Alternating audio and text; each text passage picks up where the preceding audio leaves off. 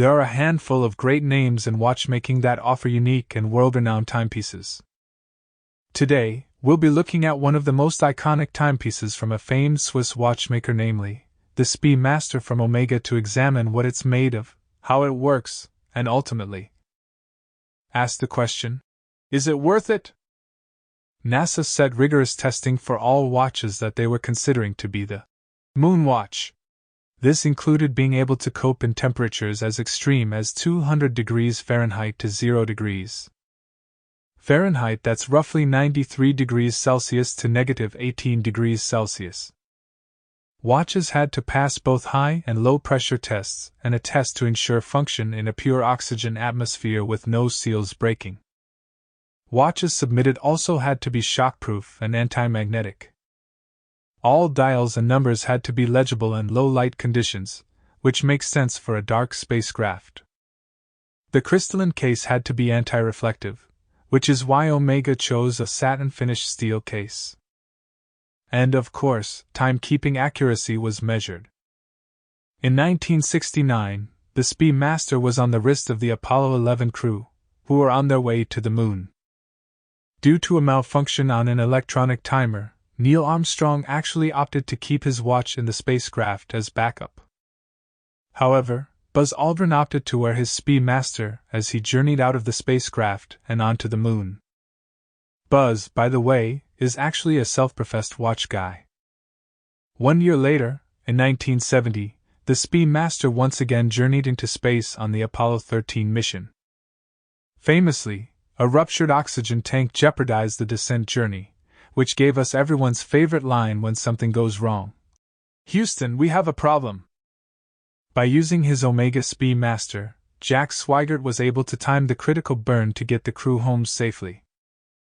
Omega was given the Silver Snoopy Award by NASA for its critical role in the safety of the astronauts on this mission. Traditionally, the Omega Speedmaster Professional comes in a black dial. But as we've mentioned, there are limited editions that come with gold, silver, white, and other color dials. But there's no denying that the iconic Moonwatch has always had a black dial, and, overall, the design has changed very little throughout its history. The watch is crafted in stainless steel with a 42mm case and a 20mm lug width. As we already know, the dial is finished in black and features 3 subdials. These subdials measure the elapsed hours, minutes, and current running seconds.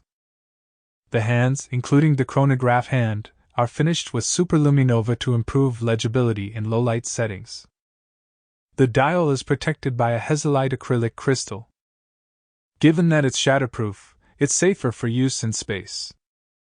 A traditional sapphire crystal is available as well, which is what I have on my watch. The crown isn't a watertight screw-down, but rather a push-pull, which results in only 5 bar of water resistance. 5 bar is equivalent to 50 meters or 167 feet. This, in watch terms, means the Speedmaster is only splash-proof. Is the Omega Speedmaster worth it? If you're the type of person who likes a simple, minimalist watch design, then the Speedmaster probably isn't for you.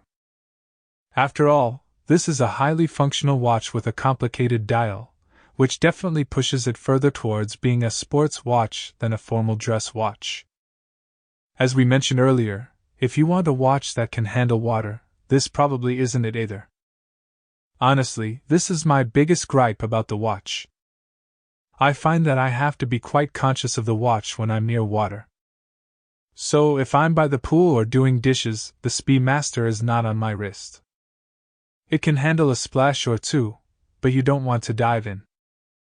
The value of a watch can be personal. For me, the Speedmaster has a personal connection to my childhood. My dad is an aerospace engineer who grew up during the space race. He was a young boy when Apollo 11 landed on the moon. As a kid from Ohio, Neil Armstrong was his hero, as well as other astronauts and pilots of the space age.